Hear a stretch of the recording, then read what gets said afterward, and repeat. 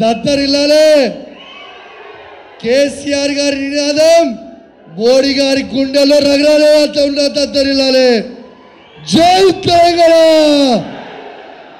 జై తెలంగాణ కేసీఆర్ గారి నాయకత్వం కేసీఆర్ గారి నాయకత్వం కేటీఆర్ గారి నాయకత్వం కేటీఆర్ గారి నాయకత్వం నేను ఒక్కటే కోరుతా ఉన్నా అసలు వాస్తవంగా గౌరవ ముఖ్యమంత్రి కేసీఆర్ గారు చేసిన అభివృద్ధి ఈ రాష్ట్రంలోనే ఈ భారతదేశంలోనే ఎక్కడ కూడా గౌరవ ముఖ్యమంత్రి కేసీఆర్ గారు చేసిన అభివృద్ధి ఏ రాష్ట్రంలో కూడా చెయ్యండి మీ అందరు కూడా గుర్తు పెట్టుకోవాలని సందర్భంగా మీ అందరు కూడా తెలియజేస్తా ఉన్నాను వాస్తవంగా ఒక మాట చెప్తా ఉన్నా ఈ కాంగ్రెస్ వాళ్ళు విర్ర వీగుతుంటే నా ఒళ్ళంతా మండుతుంది చిర్రపుల్లు వాగినట్టు ఉన్నది కానీ బిడ్డ కాంగ్రెస్ వాళ్ళకి చెప్తా ఉన్నాం ఏందో మాట్లాడుతున్నాడు ఆయనకు చెప్తా ఉన్నాం ఈ రాబోయే పార్లమెంట్ ఎలక్షన్లో దేకలేంగే భయ్ మీరెంతనో మేమెంతనో దేకలేంగే అని చెప్పి సందర్భంగా మీకు కూడా తెలియజేస్తా ఉన్నాం ఖచ్చితంగా మీకు చెప్తా ఉన్నాను దయచేసి మీ అందరికీ దండం పెట్టి చెప్తా ఉన్నాను మీ కడుపులో తలకాయ పెట్టి చెప్తా ఉన్నాను కరీంనగర్ పార్లమెంట్ గడ్డ మీద నుంచే తెలంగాణ వచ్చింది మళ్ళా కరీంనగర్ పార్లమెంట్ గడ్డ మీద నుంచే కేసీఆర్ గారిని మళ్ళీ మన ముఖ్యమంత్రి చేసుకోవాలి ఇది దయచేసి మీ అందరికీ దండం పెట్టి చెప్తా ఉన్నాను ఎందుకు చెప్తున్నానంటే నేను మీకు ఒక్కటే చిన్న ఉదాహరణ చెప్తా ఇక్కడ ఉన్న వాళ్ళందరూ కూడా యువత కాబట్టి ఒక చిన్న ఉదాహరణ చెప్తా మీ అందరికీ ఒక్కసారి ఆలోచన చేయండి వీళ్ళు పదే పదే ఇక్కడ తెలంగాణకి ఉన్న రేవంత్ రెడ్డి గారు మరియు కోదండరామ్ గారు ఏమని చెప్పిరా కేసీఆర్ గారు ఒక్క ఉద్యోగం అని ఇచ్చిండా అని అన్నాడు ఇన్ని రోజులు అన్నాడా ఎన్నికల ఎవరికి నేను అడుగుతున్నా ఈ వేదిక మీద నుంచి అడుగుతా ఉన్నాను మొన్న జనవరి 4 తారీఖున నేను గొప్పగా జీతాలు వేసిన అని చెప్పినోను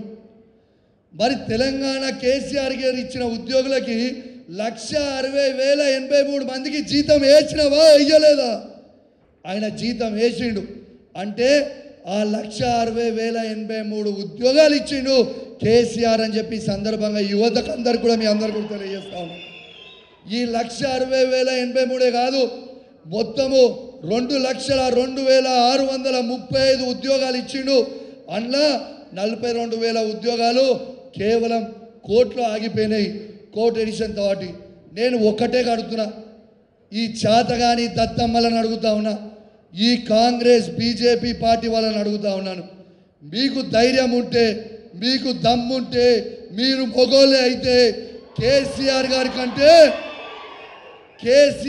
కంటే ఎక్కువ ఉద్యోగాలు ఇచ్చిన ఒక్క రాష్ట్రం చూపించండి బుక్కు భూమికి నేను రాస్తా అని చెప్పి సందర్భంగా మీ అందరు కూడా తెలియజేస్తా ఉన్నాను ఇలా ఉద్యోగాలు ఇచ్చింది కేసీఆర్ అభివృద్ధి చేసింది కేసీఆర్ మంచితనం చూసింది కేసీఆర్ అని చెప్పి సందర్భంగా మీ అందరు కూడా తెలియజేస్తా ఉన్నాను నేను ఒకటే మాట చెప్తా ఉన్నాను ఇలా చాలామంది నాతో చర్చ పెడితే నేను ఒక్కటే మాట చెప్పిన కరీంనగర్ పార్లమెంట్ గెలుస్తారా అని అన్నాడు 100% కరీంనగర్ పార్లమెంట్ గెలుస్తాం ఎందుకంటే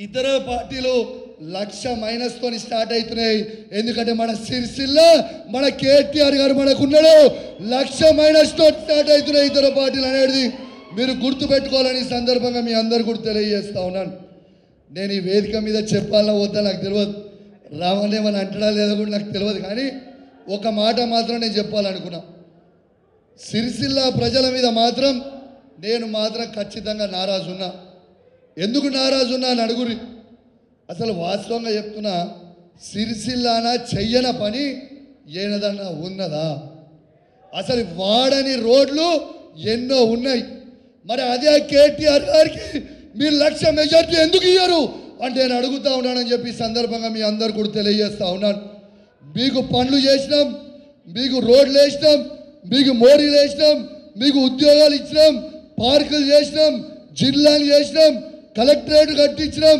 అద్భుతమైన సిరిసిల్ల పోలీస్ కమిషనరేట్ కట్టించిండు ఇది కేటీఆర్ కాదా మీ గుండె మీద చేసుకొని ఒక్కసారి ఆలోచన చేయండి ఇలా సిరిసిల్ల పట్టణం వాస్తవంగా మా హుజరాబాద్ కంటే చిన్న పట్టణం, అట్లాంటి పట్టణంని ఇలా సిరిసిల్లాని తీసుకుపోయి హైదరాబాద్తోని పోటీ పడే విధంగా ఇలా చేసిన వ్యక్తి కేటీఆర్ కదా, మీ కుండ మీద చేసుకొని ఆలోచన చేయండి.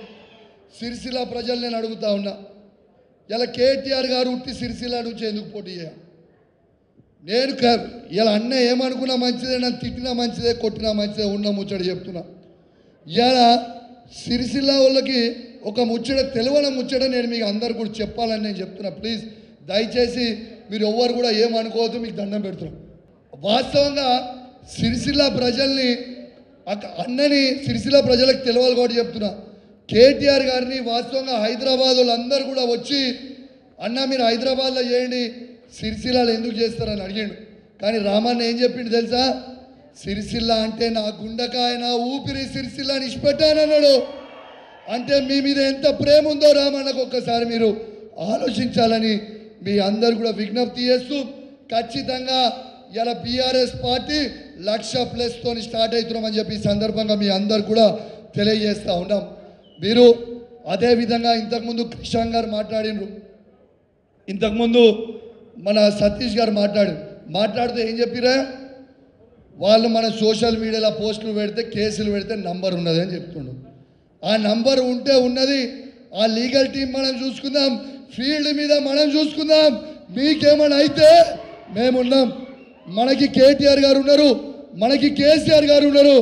దేకలేంగి అంటే దేకలేంగి అన్నట్టే, టీ అంటే టీ అని కొడదాం, మీకు ఏమి కాదని చెప్పి సందర్భంగా తెలియజేస్తూ, దయచేసి సోషల్ మీడియా వారియర్స్ అందరు కూడా దండం పెట్టి మరీ చెప్తా ఉన్నాను, మీరు ఏ ఉత్సాహంతోనైతే ఇప్పుడు ఉన్నారో ఎన్నికలు అయిపోయే వరకు ఇదే ఉత్సాహంతో మీరు ఉండాలని ఈ సందర్భంగా మీ అందరు కూడా తెలియజేస్తూ, మీ అందరు కూడా ఖచ్చితంగా మీ అందరు ఈ గడ్డ మీద నుంచి కేసీఆర్ గారిని ఏ కష్టకాలంలో అయితే గెలిపించి 2 లక్షల మెజార్టీ ఇచ్చి గెలిపించిర్రో అదే కష్టకాలంలో మళ్ళీ అదే విధంగా ఖచ్చితంగా మనము వినోద్ రావు గారిని గెలిపించి కేసీఆర్ గారికి, కేటీఆర్ గారికి గిఫ్ట్ ఇద్దామని చెప్పి సందర్భంగా మీ అందరు కూడా తెలియజేస్తూ, మీ అందరు యూత్ కాబట్టి ఇంకోటి చెప్తున్నా, చిన్న వయసులో గౌరవం తెలంగాణ తొలి ముఖ్యమంత్రి కేసీఆర్ గారు నన్ను ఎమ్మెల్సీ చేసిండు, ఎంపీ చేసిర్రు, ఎమ్మెల్సీ చేసిర్రు,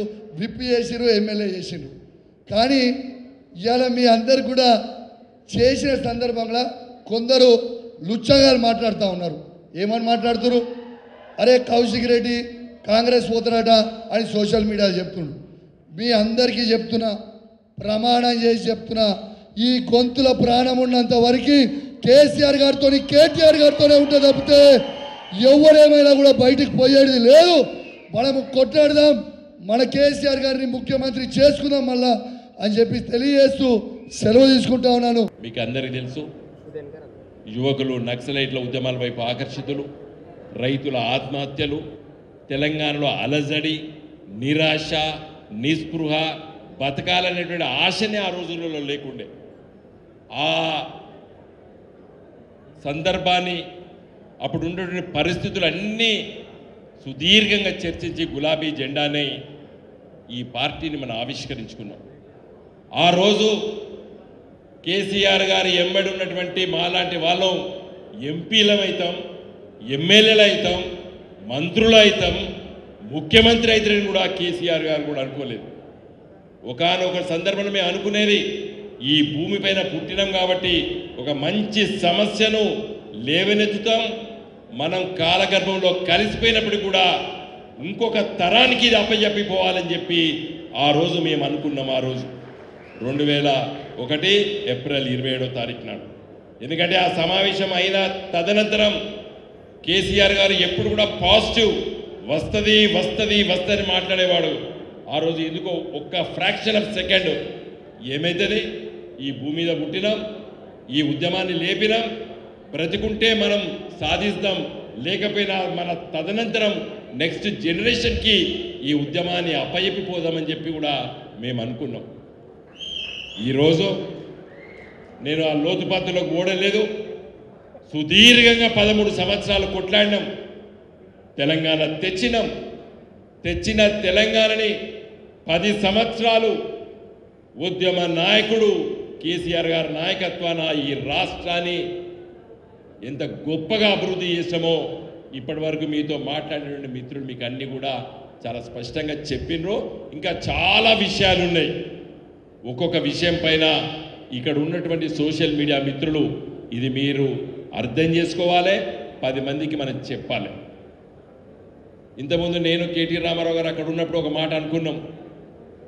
ఆ 5 బుల్లెట్ పాయింట్స్ అని చెప్పారు మన క్రిషాంక్ గారు. మోడీ గారు 5 పట్టుకొని ప్రధానమంత్రి అయ్యాడు. ఫేస్బుక్, ట్విట్టరు, ఇన్స్టాగ్రాము, వాట్సాప్, నేను పూర్ ఈ 5 పట్టుకొని ప్రధానమంత్రి అని ఆయనే. నాకు ఒకరు బీజేపీ మిత్రులు చెప్పారు. ఎందుకంటే నేను పార్లమెంట్లో మొదటి 5 సంవత్సరాలు బీజేపీ అపోజిషన్లో ఉండే. మేము ఎక్కువ మాట్లాడుకుందాము. వాళ్ళకి ఇప్పుడు కేంద్ర మంత్రులు చాలామంది ఉన్నారు. ఒక అతను చెప్పిండు, ఈ మోడీ ఎక్కడ వచ్చి ఇప్పుడు దాపరించాడు మా మీద అన్నాడు. ఏందో అని నేను అడిగినా, అరే ఒక రాష్ట్రానికి ముఖ్యమంత్రి కానీ మా మైండ్లన్నీ ఖరాబ్ చేసేసాడు. మోడీయే ప్రధానమంత్రి అవుతాడు, మోడీయే ప్రధానమంత్రి అవుతాడు 2014లో. అంటే అంత థాట్ పోలీసింగ్ అంటే మన పైన రుద్దబడ్డది. ఈ దేశంలో ఆ గుజరాత్ మోడల్లో ఎవ్వరికి అర్థం కాదు. కేటీ రామారావు గారు పంచాయతీరాజ్ మంత్రి మొదటిగా 2014లో ఏదో అక్కడ చాలా గొప్పగా ఉంటుందంటే పోయి స్టడీ చేసి వచ్చారు. మన మిషన్ భగీరథలో ఏ గానకు పనికిరాదు. అది మన ముఖ్యమంత్రి గారు ఆలోచన చేసినటువంటి పథకం హర్ ఘర్ జల్ అనేటువంటి ఇప్పుడు పథకం కేంద్ర ప్రభుత్వం పెట్టింది. అవన్నీ నేను మాట్లాడదలుచుకోలేదు. కానీ సోషల్ మీడియా ఒక ప్రాబల్యము, దాని పాత్ర ఎన్నికల రాజకీయాల్లో చాలా ప్రభావం చూపుతున్నది. నేను విద్యార్థి రాజకీయాల్లో ఉన్నప్పుడు మొదటిసారి నేను ఆ రోజు మా పెద్ద మామయ్య రాజేశ్వరరావు గారు సిరిసిల్లలో 78లో కంకి కొడవలి గుర్తు కమ్యూనిస్ట్ పార్టీ గుర్తు పైన పోటీ చేసేటప్పుడు తిరుగుతున్నప్పుడు ఈ జెండాలు పట్టుకరావడం, కట్టెలు చూడడం, కట్టెలకు సూదిలు కట్టడము, వాటిని పట్టుకపోవడము, పెట్టడము, ఆ ఎన్నికల రాజకీయాలు నేను మొదటిసారి చూసినాను. 83లో ఎన్టీ రామారావు వచ్చి చూసిన ఆ రాజకీయాలు చూసినాను. మన పార్టీ పుట్టిన తర్వాత కూడా ఎన్నికల రాజకీయాలు చూశాను. కానీ అలా ఓటర్ల పైన ప్రభావం చూపించేటువంటి శక్తివంతమైనది సోషల్ మీడియా అని చెప్పి నేను గ్రహించక తప్పలేదు నాకు. ఎందుకంటే దట్ ఈస్ ది ఇప్పుడు ఇన్ఎవిటబుల్. ఇది ఒప్పుకోక తప్పదు. అది ఎవరైనా సోషల్ మీడియాకి దూరంగా ఉంటా అని చెప్తే వాడు మూర్ఖుడుగానే ఉన్నాడు. ఎందుకంటే నేను కూడా అంత పెద్ద ఐటీ సేవీ పర్సన్ కాదు. నాకు ఈ సెల్ ఫోన్ ఉండేది, నాకు చాలా రోజులు ఐఫోన్ ఉన్నది. ఆకుపచ్చది ఎర్రది తప్పితే ఏదో తెలియదు నాకు. ఫోన్ వస్తే ఆకుపచ్చది ఒత్తుడు, ఫోన్ను కడియాలంటే ఎర్రది, ఈ రెండింటికే పరిమితం అవుతుంది నేను. ఇంకా మొన్న 2019లో ఓడిపోయిన తర్వాత మా దోస్తులు అంటారు, అందరికంటే నువ్వే ఎక్కువ యూజ్ చేస్తున్నావు ఏంద్రా వాట్సాప్ అని. ఇప్పుడు ఇంకా నేను ఐ హ్యావ్ టు లెర్న్, నేర్చుకున్నా, ఇంకా నేర్చుకోవాలి. కాబట్టి మిత్రులారా, మీరందరినీ కూడా ఎట్లా ఎంపిక చేసేవడం, మీరందరి ఇక్కడికి వచ్చి ఇక్కడికి రాలేదు, మాకు అవకాశం రాలేదని నా ఫోన్ నిండా మెసేజ్లు అన్నాను. కొంతమంది బాధతో, కొంతమంది కారడ్డం ఆడుతూ మేమైతే ఇప్పుడు సరిపోమా, మమ్మల్ని పిలవరా అని కూడా చాలా వచ్చినాయి. వాళ్ళకి మళ్ళీ మెసేజ్ పెడుతున్నా, మీరు పెద్ద లీడర్లు, మనం అందరం పెద్దోళ్ళము, మన పార్టీ లీడర్లము, ఇది యూత్ సోషల్ మీడియా మిత్రులు ఇక్కడికి వచ్చిందని చెప్పడం జరిగింది.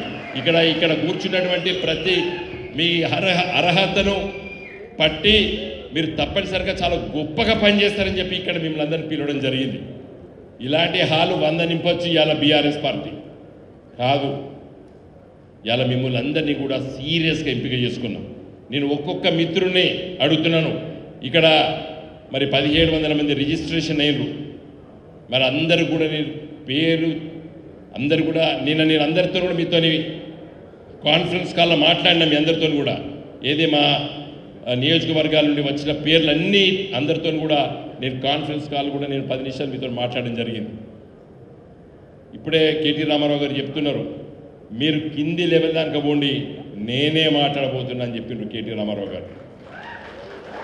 నేను మాట్లాడబోతున్నాను, అది ఎన్నిసార్లు మాట్లాడతా ఏంది, ఎందుకంటే 17 పార్లమెంట్ నియోజకవర్గాలతో మాట్లాడాలి వారు. కాబట్టి నేను నిత్యము ప్రతి బూత్ ఇన్ఛార్జ్తో సహా నేను ప్రతి సోషల్ మీడియా యాక్టివిస్టులతో నేను రెగ్యులర్గా మాట్లాడబోతున్నానన్నా అది పర్ఫెక్ట్గా తయారు చేయండి అని చెప్పి ఇప్పుడే నాకు వారు సూచనాప్రాయంగా తెలియజేయడం జరిగింది. నేను పాలిటిక్స్, మిగతా రాజకీయాలు, అభివృద్ధి అవన్నీ గురించి మాట్లాడదలుచుకోలేదు. నిజంగా కూడా పార్లమెంట్లో మనం మాట్లాడినటువంటి విషయాలన్నీ కూడా కేవలం అభివృద్ధి గురించేది. నన్ను కూడా అడిగిండు, మీ పార్టీ ఫిలాసఫీ ఏంది, మీ పార్టీ ఐడియాలజీ ఏంది? BJP ideology Hinduism, Congress party ideology స్వాతంత్రం తెచ్చినా చెప్పుకోవడమే. కానీ మీ పార్టీది ఏందని నన్ను అడిగిండు. మేము కేవలం అభివృద్ధి, మానవ జాతి భూమిపై పుట్టినప్పటి నుండి ఆకాంక్షించేది సుఖమైన జీవితం. నేను ఈరోజు ఉన్నదానికంటే రేపు బాగుండాలి, రేపటి తరం బాగుండాలని చెప్పి ఆలోచన చేసేటువంటి ఏకైక రాజకీయ పార్టీ ఈ దేశంలో ఉన్నదంటే అది మన పార్టీ, మన నాయకుడు కేసీఆర్ గారు. కేసీఆర్ గారు కేవలం అభివృద్ధి ఆకాంక్షించేటువంటి నాయకుడు. అభివృద్ధి తప్పితే వేరే తెలియదు కేసీఆర్ గారికి, వేరే రాజకీయాలు తెలివై. నిజంగా రాజకీయం చేయాలంటే యాదగిరి గుట్ట గంత గొప్పగా కట్టి రాజకీయం చేసిండు ఆ కేసీఆర్ గారు. ప్రజల కోసం ఇచ్చిండు అక్కడ. కాబట్టి మిత్రులారా, దయచేసి నా రిక్వెస్ట్ ఏంటంటే మీరందరూ కూడా చాలా ఇంపార్టెంట్ క్యాడర్ ఇవ్వాల. రేపు మన పార్టీ పార్లమెంట్ ఎన్నికల్లో గెలవడం లోపల మీ పాత్ర చాలా గొప్ప పాత్రగా ఉండబోతుంది. కాబట్టి మీరందరూ కూడా ఈ రోజు నుండి పార్లమెంటు ఎన్నికలు, ఓటు, పోలింగ్ సాయంకాలం 5 గంటల వరకు మీరు కృత నిశ్చయంతో ఉండి సమయం ఇచ్చి మన పార్టీ రాజకీయాలు ఎందుకు గెలవాలి, మన ప్రత్యర్థులైనటువంటి బీజేపీ పార్టీ, కాంగ్రెస్ పార్టీ ఎందుకు ఓడగొట్టాలి అనే విషయాల్ని మీ గ్రామాల్లో, మీ మండల కేంద్రాల్లో, మీ మున్సిపాలిటీలో, మీ మున్సిపల్ కార్పొరేషన్ లోపల పెద్ద ఎత్తున ప్రచారం చేస్తారని చెప్పి నేను ఆకాంక్షిస్తూ మళ్ళొక్కసారి మీరందరూ కూడా గొప్పగా ఇక్కడికి వచ్చినందుకు మీకు అందరికీ కూడా కృతజ్ఞతలు తెలియజేస్తున్నాను. మీరందరు చిన్నారులైనప్పటికీ కూడా చాలామంది మీ